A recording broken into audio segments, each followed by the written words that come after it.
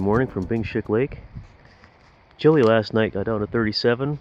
Kind of crazy with a high of 85 earlier in the day. Had a good night's sleep, was a little chilly because the wind is blowing off the lake. I'm just getting some breakfast going here. Cooking some, gonna make some oatmeal and some hot chocolate. Snack on some other stuff. Plan is to head out today, explore some stuff along the way and just take my time. These guys are set up back here in their hammocks. They look like they're doing pretty well. They're up and about a little bit. Sound like everybody had a great night. Just have to show you something else my wife made me here. You're talking to her. Need a way to grab this pot because I'm trying this out for the first time. This Imusa pot. I bent the U-shape handle into a P shape to get away from the flames. But so she made me this little fleece grabber. Really nice. I can grab the pot without burning my hands. And it weighs absolutely nothing. I can stuff right inside the cook kit. Very happy with that. Hello again. It's about crack of 10:30. Finally busting out of camp here on Bingshick Lake. Had a great leisurely morning. Spent a lot of time talking with the wolves again. Fun time. I really enjoyed time spent there getting to know them and chatting. Always nice to have a chance to talk to people with similar interests, and it was a really wonderful night actually. The wind is pretty stiff, blowing right into camp, so it's cool because it was 37 last night, so had to work a little bit to stay warm. But all packed up and headed for home eventually today. One thing I find kind of interesting is that when you are walking back on a trail you just walked on recently, all the things that you forgot. You know, these muddy little sections of trail, or that little river crossing by Honker I just went across. It's kind of interesting how short our memories can be, but sometimes they can be long too. It is exactly a 5-minute walk at my normal pace from the north campsite on Bingshick here to the eastern campsite. People that have been staying here that we talked to yesterday are gone. They packed up and left this morning. Just want to do one last look at the site here. Get it in my memory a little bit for next time. Oh yeah, was a nice little site, that's for sure.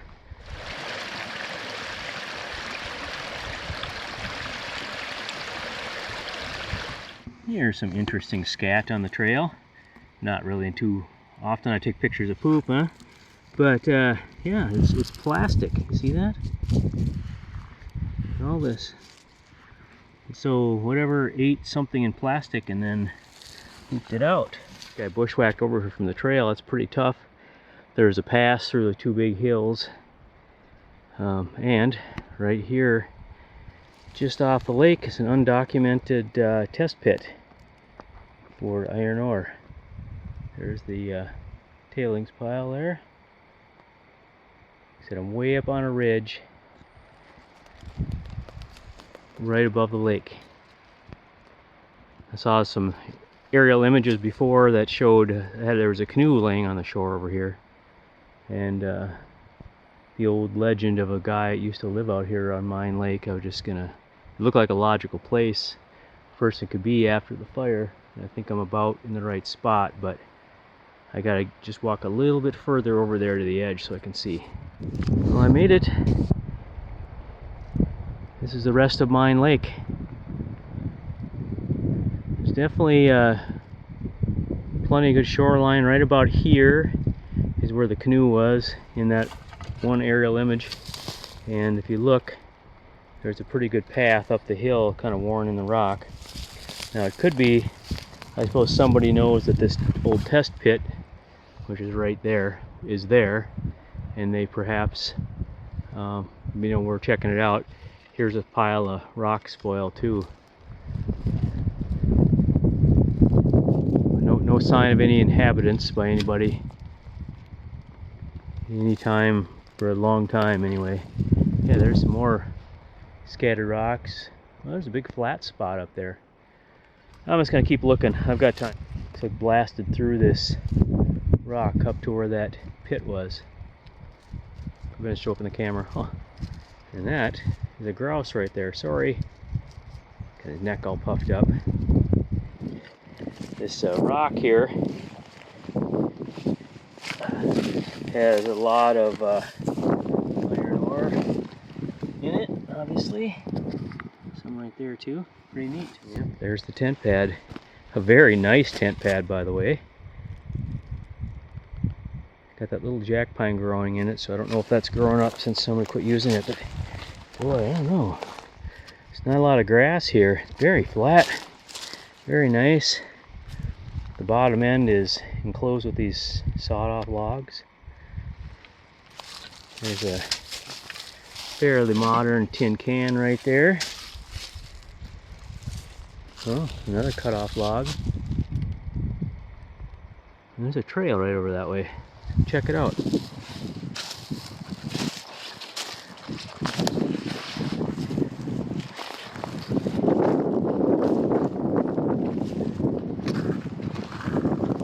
Oh yeah, very worn trail. Oh yeah, all kinds of sign of tree cutting in here. All kinds of trees cut off. Saw marks. So someone's been cutting firewood here. Lived here quite a while by the looks of it. Sorry for the wind noise. And, well, since I'm here and it's noon now, it's taking me a long time to bushwhack in here. I'm going to stop and have lunch. I'm sitting right down here inside this, kind of hard to see from the angle I'm at, sitting down right here inside this tent pad. What a nice tent pad, actually. And I'm going to have, oh, there's my tortilla. I'm going to have some buffalo chicken in a pouch in a tortilla. Should be good. Oh, and I found in my pack, I totally forgot I packed them some dehydrated fresh pineapple slices. Yummy. Wish I would have remembered that. I would have loved to have had those last night. Yeah, better angle of that test pit up here. That's a pretty substantial pit. And like I said, there's that long trough from it, which goes that way down toward the lake shore, and there's a second trough that way, which is the one that tent pad is right in. And no sign of anything else up on top of the hill that I can see up in this area. I'm trying to find the best way back out of here. I know I came from that direction, so there's a very narrow land bridge across that swamp to get across back to the trail. I need to find it. Sorry for the wind noise. I came up here to the top of the hill, get a better view of Mine Lake. Just crumbly broken rocks up here. A lot of bands of iron and everything. But there's the ravine down there that I need to get down to and follow the ravine that way back to the land bridge, back to the trail. It's not super easy going or anything. What's amazing about these iron-rich rocks is you just grab one and it's just the weight of it. Very, very heavy. You just wouldn't, it's sort of shocking how heavy they are actually. You just unexpected. Another big test pit on the more northerly ridge. This one's way up there. I'm not going to climb up on that ridge, but the pit runs right down through here. It's pretty deep down there. And runs right to where I am and ends. There's kind of the spoil sort of scattered on this one. It's not really piled up. Or maybe this is part of the ore that they actually hauled out of here, out of the one rail car load they did get. Yeah, getting through this would be a lot easier if I wasn't carrying this pack, obviously. Oh, sorry about that. Kind of hard to do good camera work when you're fighting through brush. Makes for a good video though. Now I have to get back down this hill. I climbed up it, it wasn't too bad.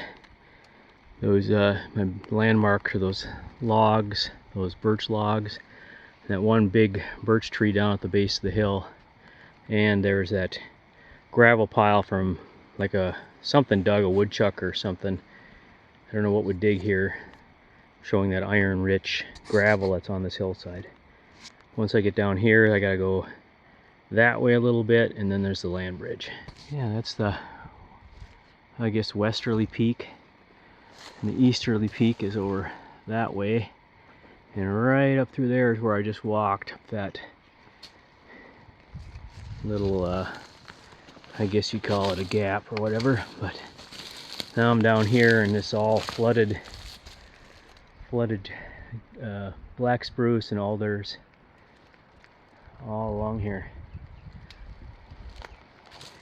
And we go back to the west a little ways here, and I'll find this land bridge again, hopefully. Not very far. There it is, right there. You can see the water there, and goes that way, and right here is a little bridge, and this dry ridge goes all the way to the trail, splitting the swamp in two. It's just amazing. Well, there, I've said land bridge enough, and almost back to the trail.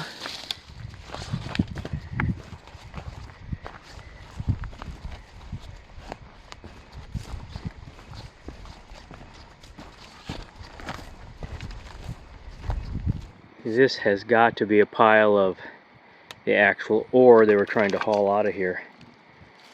Just look at the color of the rocks, are just dark. I don't know, kind of a blackish blue with lots of rust. If you pick up one of these rocks, and oh, it's heavy as can be. It's unbelievable. It feels like a piece of steel. The rust under there. And there's a whole pile of it here.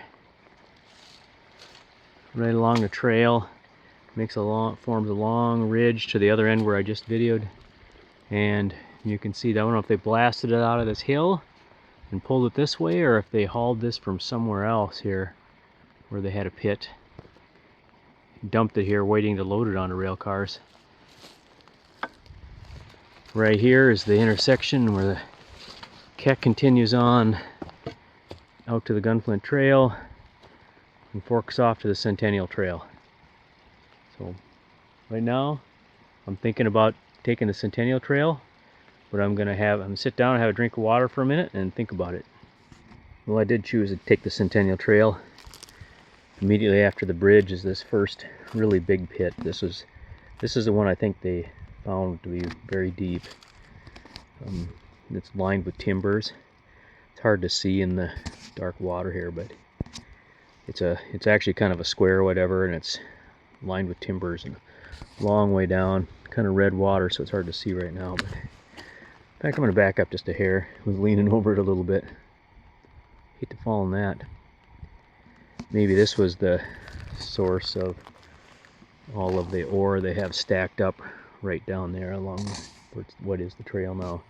This whole pile right out here has all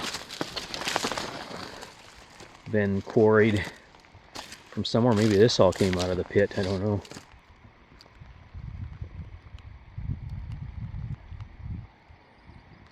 And for reference, the Kekekabic Trail continues up that way.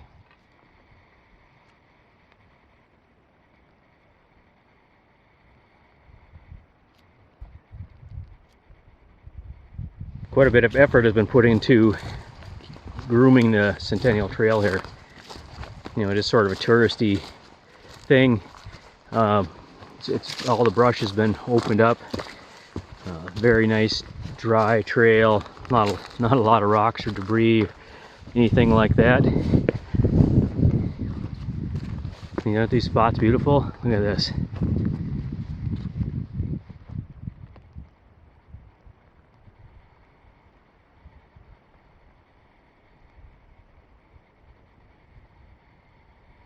That's a cool spot. Not just after coming down all those hills, there's a flatter spot. The Centennial Trail is right over there. It's not very far. And you look over here, this time of year, there's no leaves. You can see this flat, grassy spot. And notice all the big boulders all pushed out of the way over there and over here. This is definitely part of the railroad grade. Yeah, it goes right up into this swamp, and then I assume it goes across that swamp in the grass. That's pretty awesome. Like I said, you can see it right from the Centennial Trail. It's probably about 50 feet away. Wow, after leaving that flat spot, there's a low ground that grade went across, and then look at this, they blasted a channel. Looks like it's close to 20 feet deep and 100 yards wide down here that the railroad must have went through. God, that is amazing. There's water running in it now from that swamp. After that long channel that was blasted through the rock here, it came down, and then they filled this area with all the with some rubble, of course, way up the hill. And there it actually climbs, and the trail now will be on top of the grade for quite a while. And if I remember right, it goes way up to the edge of a hillside where a trestle had started. This is amazing. It's quite the overlook here, the Centennial Trail. I think that curve down there is part of the grade and is really close to Round Lake Road, or curves over and goes to Round Lake Road, something like that anyway. Wow, this is beautiful. Way in the distance I can see water over there. Not sure if that's Gunflint Lake. No, that'd be north there. That might even be Seagull. Here's the spot I've been sort of waiting for. Definitely, the trail goes right there and down the cliff and down. It's kind of a butt slide. It'll be interesting to see how it goes with a pack on. This is going to be fun. This is a tough little section of trail, this Centennial Trail. Kind of a boulder crawl here and there. I'm just going to walk on top because I can. It worked out really well. But yeah, pretty tough. And then we've been off the grade for quite a while, but I don't have the interpretive map that tells me what these numbers mean. But if I remember right, like right here, there was a trestle that went from the other side of that rock face. It was blasted off across the air really high over to that hill, and then there's a channel blasted through the hill there that we'll actually be walking on. So here's where I was talking about. Here we're back on the grade again. Look, we're still how high up we are, and that grade eventually from this point gets down to that swamp level in less than a mile, I believe. But the trestle went from right where I'm standing right to the edge of that rock where it's blasted off. There's a flat spot in those little trees. I can kind of see the base from here. They don't show up in the camera, but that's amazing. This is cool. Sticking out of the ground, it just had this head sticking up out of the ground here, right next to this rock. It is a railroad spike that's been laying here since about 1893. Look at that, it's absolutely in wonderful condition. It's pretty cool. Could pound that in today. Yeah, this is the face I was talking about. They blasted a channel right here all the way from the spot where the trestle ended to make a flat spot for the grade. Could you imagine being here, sitting up in a railroad car this close to the edge? But when you're just sitting on rails, held on rails by gravity, that's pretty scary, I think. Look at that. Imagine how much work it was to blast this channel and drag all the debris out. Nice boardwalk.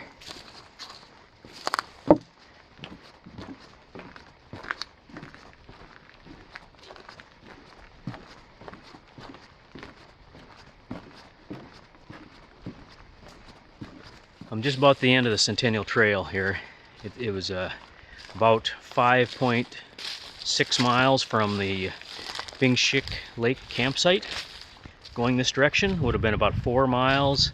Going, well, I actually have about another half-mile of road walk from here, Round Lake Road and part of the Gunflint Trail, and so call it 6.2. If I would have walked straight, it would have been about 4 miles. So add a couple miles, I'd say, going around this way. Overall, I think it's worth it. A great historical reference, a lot of stuff to see. I've had a great trip overall. A lot of fun meeting the wolves. I got about 22 miles roughly on this trip. Got to go out and see part of the Kekekabic Trail I've never seen before. Weather's holding. It's getting darker. It's going to rain tonight.